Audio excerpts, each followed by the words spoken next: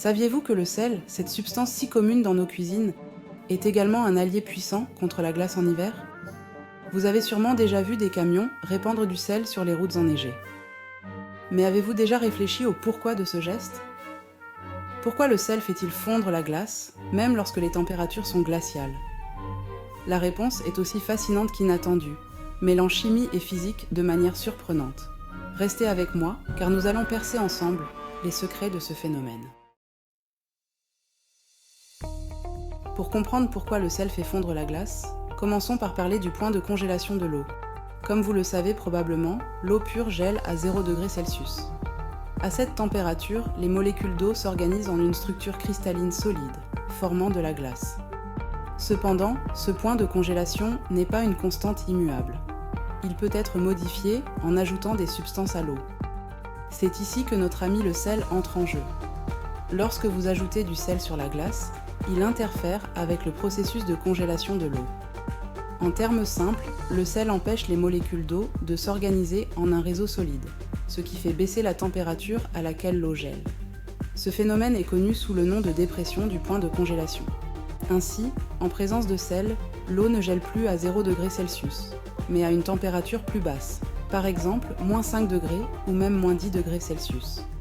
Le résultat? Même si l'air ambiant est froid, l'eau a besoin d'une température encore plus basse pour geler à nouveau, ce qui empêche la formation de glace ou fait fondre la glace existante.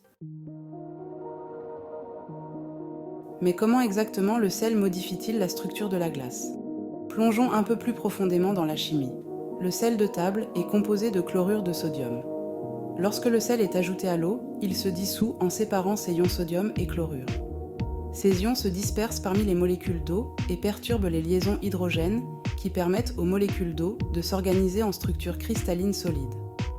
En d'autres termes, les ions de sel interfèrent avec le processus de formation de la glace en empêchant les molécules d'eau de se lier entre elles comme elles le feraient normalement en gelant. Cela signifie que pour que l'eau puisse geler en présence de sel, la température doit être encore plus basse pour surmonter cette interférence. Il est intéressant de noter que le sel n'a pas d'effet direct sur la glace solide elle-même. Au lieu de cela, il agit sur la fine couche d'eau liquide qui est presque toujours présente à la surface de la glace. En dissolvant le sel dans cette fine couche d'eau, on abaisse son point de congélation, ce qui entraîne la fonte de la glace environnante pour rétablir l'équilibre. Alors, pourquoi répand-on du sel sur les routes gelées en hiver? L'idée est simple mais ingénieuse. Le sel fait fondre la glace existante et empêche la formation de nouvelles glaces en abaissant le point de congélation de l'eau sur la chaussée.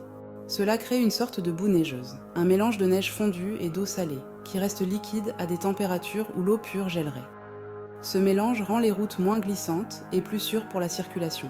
Cependant, il y a une limite. Lorsque la température descend trop bas, généralement autour de moins 10 à moins 15 degrés Celsius, le sel devient beaucoup moins efficace. À ces températures extrêmes, le sel ne parvient plus à abaisser suffisamment le point de congélation de l'eau pour empêcher la formation de glace. Dans les régions où les hivers sont particulièrement rigoureux et où les températures chutent bien en dessous de moins 15 degrés Celsius, le sel perd de son efficacité. C'est pourquoi d'autres substances sont utilisées pour déglacer les routes.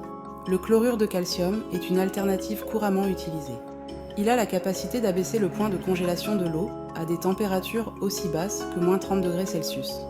Le chlorure de calcium est plus efficace que le sel de table dans ces conditions car il libère plus d'ions lorsqu'il se dissout, perturbant davantage le processus de congélation. Cependant, le chlorure de calcium est plus coûteux que le sel de table et peut être plus corrosif pour les infrastructures et les véhicules. D'autres alternatives incluent le chlorure de magnésium et le chlorure de potassium, ainsi que des mélanges de sel avec du sable ou du gravier. Le sable et le gravier ne font pas fondre la glace, mais ils améliorent l'adhérence sur les surfaces glissantes. Le pouvoir du sel de faire fondre la glace ne se limite pas aux routes. Il est également utilisé dans des applications plus surprenantes, comme la fabrication de crème glacée maison. Lorsque vous préparez de la crème glacée, vous utilisez un mélange de glace et de sel autour du récipient contenant les ingrédients. Le sel fait fondre la glace environnante, absorbant de la chaleur au passage et abaissant la température du mélange à l'intérieur. Ce processus permet de refroidir rapidement les ingrédients sans qu'ils ne gèlent complètement, créant ainsi une texture crémeuse, parfaite. Une autre application intéressante est l'utilisation du sel pour créer des bains froids en laboratoire ou pour conserver des aliments. En mélangeant du sel avec de la glace, on peut atteindre des températures bien inférieures à 0 degrés Celsius, sans avoir recours à l'électricité ou à des réfrigérants artificiels. Bien que le sel soit incroyablement efficace pour déglacer nos routes, il n'est pas sans conséquences sur l'environnement. Lorsque le sel se dissout, il peut s'infiltrer dans le sol et les cours d'eau, augmentant la salinité des écosystèmes aquatiques et terrestres. Cette augmentation de la salinité peut être nocive pour les plantes et les animaux, qui ne sont pas adaptés à de telles conditions. Les plantes peuvent souffrir de déshydratation et les animaux aquatiques peuvent être stressés ou même mourir en raison des changements osmotiques. De plus, le sel peut corroder les infrastructures, les véhicules et endommager les surfaces routières, entraînant des coûts de maintenance élevés. C'est pourquoi de nombreuses villes et municipalités recherchent aujourd'hui des alternatives plus écologiques, comme les produits de déglaçage à base d'acétate ou les solutions organiques dérivées de la betterave sucrière ou du maïs. Alors, pourquoi le sel fait-il fondre la glace ? Tout est une question de chimie et de physique. En abaissant le point de congélation de l'eau, le sel perturbe le processus naturel de formation de la glace, nous aidant ainsi à garder nos routes praticables et nos trottoirs sécurisés pendant les mois d'hiver. Cependant, comme pour toute solution, il est important d'utiliser le sel avec modération et conscience de ses impacts sur l'environnement. Les avancées technologiques et scientifiques continuent de nous offrir de nouvelles alternatives pour assurer notre sécurité tout en préservant notre planète. Voilà, vous savez maintenant pourquoi le sel est si efficace contre la glace. Ce phénomène vous a-t-il surpris ? Avez-vous appris quelque chose de nouveau ? Je serais ravie de connaître vos réflexions. Partagez vos pensées dans les commentaires et n'hésitez pas à poser vos questions ou à partager vos propres anecdotes sur le sujet. Et bien sûr, n'oubliez pas de vous abonner à la chaîne pour continuer à découvrir d'autres merveilles du monde qui nous entourent.